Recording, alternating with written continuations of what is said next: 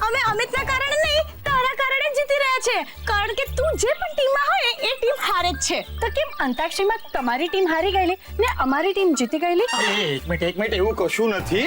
એક મિનિટ એવું એટલા માટે થયેલું કારણ કે અમિતભાઈ તારી ટીમમાં હતા તું શું પોતાની જાતને બહુ શાણી સમજે છે શાણી પણ છું અને આ ઘરની રાણી પણ છું તો હું શું ઘરની નોકરાણી છું ના ના તું ક્યાંથી નોકરાણી હોય જો તું નોકરાણી હોત તો તને ક્યારની ઘરથી બહાર કાઢી દીધી હોત જોયું મમ્મી બધાની સામે મારું કેવું અપમાન કરે છે ઓહો તારા માટે હવે અપમાનમાં પણ સારું અને ખરાબ હોય છે દિશા ઓહો તમે બે જણા કેમ ફરીથી બાજવા માંડ્યા ચાલો તારી ચરબી તો હું ઉતારીને જ રહીશ તે હવે ડાયટિંગનું પણ કામ શરૂ કર્યું છે પ્લીઝ ચૂપ થઈ જાઓ તમે બંને મેં તારા ઘણા બધા ગુના માફ કર્યા પણ હવે નહીં છોડું તને ચારું એક મિનિટ આ તમે બંને હંમેશા આમ જ ઝઘડા કરો છો તો શું મેદાન ભાડે લેવા જઈએ ઝઘડવા માટે ના મેદાન ભાડે લેવાની કઈ જરૂર નથી પણ જો તમારા બંનેમાં હિંમત હોય ને તો હું કહું એ રીતે લડશો તો થઈ જાય બંને વચ્ચે મુકાબલો જે જીત છે એને 5000 મળશે 5000 પણ એ કોણ આપશે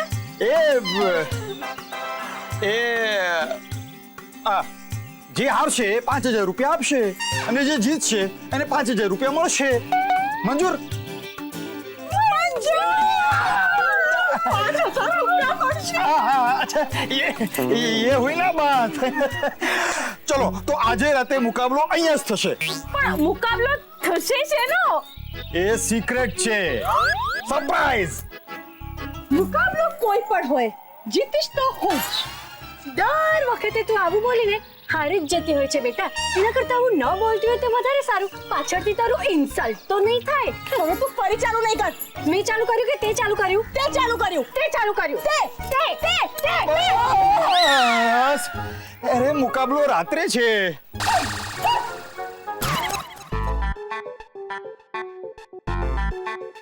ચારુ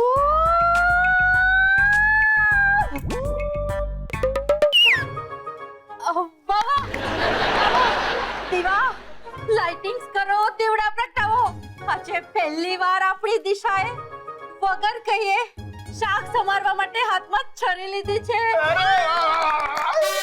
મેં આ છરો શાક સમારવા નહીં પણ ચારુને સમારવા લીધો છે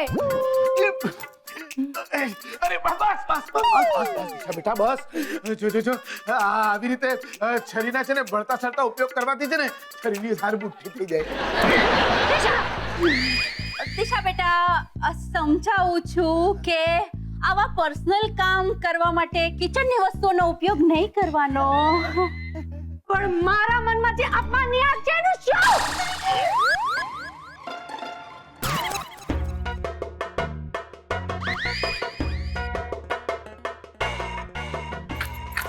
ઓહો આ દિવાસળી સડકતી કેમ નથી બેની એક દિવાસળી એક જ વાર સળગે પણ મારાથી તો એક પણ દિવાસળી એક પણ વાર નથી સડકતી કારણ કે ટાઈમ પાસ કરવા માટે મેં બધી જ દિવાસળી એકવાર સળગાવી દીધી છે મને કશુંક જાન લેવા હથિયાર જેવું જોઈએ છે ગીતાની બનાવેલી જીવલેણ વાનગી જેવું ऐसे મમ્મી આ ચાલશે નહીં દોડશે પણ બેની તારે જીવ કોનો લેવો છે દિશાનો એને મારું બહુ અપમાન કર્યું છે હું એને નહીં છોડું દિશા ચારુ દિશા બેટા બસ શાંત થઈ જા બેટા જો આ બહુ ખરાબ વાત કહેવાય બેટા જો એ તમે લોકો છે ને છરીનો આવી રીતે મન ફાવે તેમ ઉપયોગ કરો છો ને પછી છરીની ધાર છે ને બુઠ્ઠી થઈ જાય છે પછી મારે છેક બજાર સુધી જવું પડે છે ધાર કાઢવા આવી વાતો કરીને તમે મારું ધ્યાન બીજી તરફ નહીં વાળી શકો દિશા તારું ધ્યાન તો પહેલેથી જ ખોટી દિશામાં વળી ગયું છે હા તારે અમિત જીતે ને એ મુદ્દા પર ધ્યાન આપવાનું હતું બેટા અને તું ઉલજી ગઈ ચારુ સાથે તો પછી તારો મુદ્દો જ ખોટો છે મુદ્દો હા મુદ્દો હવે મુદ્દો મારા ઈગોનો છે મારી ઇજ્જતનો છે કોમ્પિટિશન ભલે જે હોય તે પણ ચારુ ને તો હું હરાવીને જ જંપીશ. એલિયું તમે બે જણીઓ ના હકના બાદણા કરો છો એ લોકો તો આખો દી ના હક જ બાજતા હોય છે ને. કહીએ પછી અને આ અમિતને જીતાડવાનો છે એવો જ પ્લાન હતો ને અને એ પ્લાન પાછો તે જ તો બનાવ્યો હતો. કહીએ પછી આ અમિત સામે આપણે ક્યારના હારીએ છે પણ આ અમિત જ જીતતો નથી. અને ચારુ તું પોતાનો જ પ્લાન કેવી રીતે ભૂલી ગઈ? હું દિશાને નહીં છોડું. એલિયે આમ નિશાન ન તકાય લઈ જાય હું તને દેખાડું લઈ અરે પણ હું દિશાને નહીં છોડું. એક મિનિટ પેલા એના જીથરા મેલી દે નહીં તો મારા જેવો દેખાય. હવે મને કે તારી દિશાને હું લેવાની મારવી. પપ્પા, દિશાએ મને બહુ દુઃખ પહોંચાડ્યું છે. હવે બહુ થયું. હવે કાં તો દિશા નહીં કાં તો દિશા જ નહીં. દિશા! અરે મારા વાળ છે. પેલા એ અમિત્યા તારે આ બે રાહુ કેતુ વચ્ચે કોમ્પિટિશન રાખવાની હો જરૂર પડી.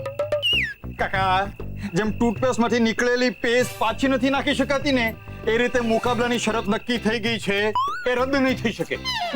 ઓહો, એટલે હું તો કેદી નહીં કહું છું કે ટૂથપેસ્ટ કરતા છે ને દાંતણ સારું. આની ઝંઝટ તો નહીં. એ ઘડીક દાંતણ ચાવવાનું બંધ કરી દે. તું જો આ બે જણીઓ એકબીજાના માથા ભાંગવા હારું કેવી થનગની રહી છે. અમિતભાઈ હું શું કહું છું આમ જાહેર મુકાબલો જોવા માટે ઓડિયન્સને કઈ પૈસા મળે એવું છે? સંદીપ પૈસા છે ને મુકાબલો જીતવાના મળે જોવાના નહીં. અરે ભાઈ શેની હાર અને શેની જીત? હા, આ બંને મુકાબલો શેનો કરવાના છે? ભાઈ મુકાબલો કોઈ પણ રાખો, બોક્સિંગ નહીં રાખતા કારણ કે બંને જણી નહીં હારે. કેમ આ બંને બોક્સિંગ ચેમ્પિયન છે? ના ના બેમાંથી કોઈને બોક્સિંગ જ નથી આવડતું. પછી કઈ રમત રાખવાનો છો? એમ ગુસ્સામાં એકબીજાને ગુરકવાની? ના આંટી આ કોમ્પિટિશન છે ક્વિઝની. ક્યુઝ! એટલે કરોડપતિવાળી રમત છે ઈ. હા એવું જ. અને સવાલો પૂછવા માટે આવે છે મિસ્ટર અમિતાભ બચ્ચન.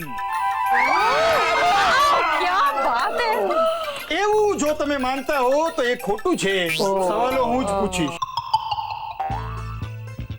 ઇજ્જતથી કહું છું કે ખસી જા આ કોમ્પિટિશનમાંથી. તારી અક્કલ પ્રમાણે તું જીતી જ નહીં શકે એટલી અક્કલ તો છે જ ને તારામાં.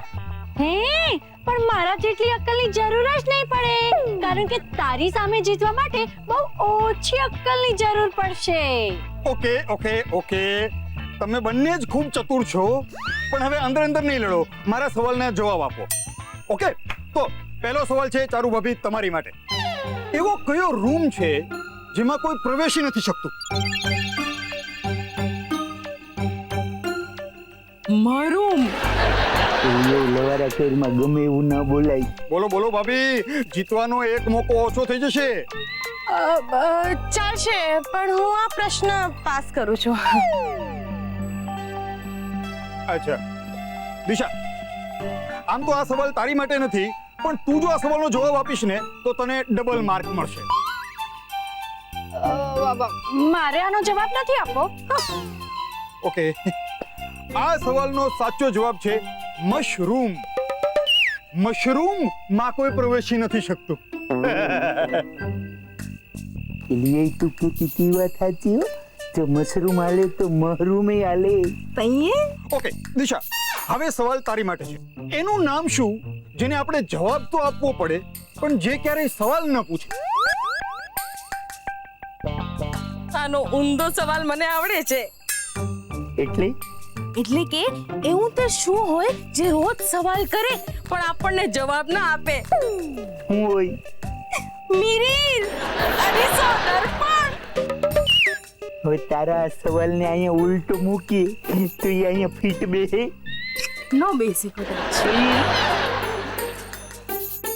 યસ દિશા. પાસ. ચારુ ભાભી પાસ. હું બોલું ના આમ તો વચ્ચે ના બોલાય પણ હવે આ લોકો નથી બોલતા તો ઠીક છે તું બોલ. પાસ. આમ બધા ભડકો જ છું, મેં એકલાય પાસ ના જ કીધું. અને વચ્ચે ડિસ્ટર્બ નહીં કર, ચૂપચાપ ગેમ જો. ઓકે આ સવાલનો જવાબ છે ફોનની રિંગ વાગે એટલે આપણે જવાબ તો આપવો જ પડે, પણ એ ક્યારેય સવાલ ન પૂછે. હા આ છે ને જરા જુદા પ્રકારની ગેમ છે.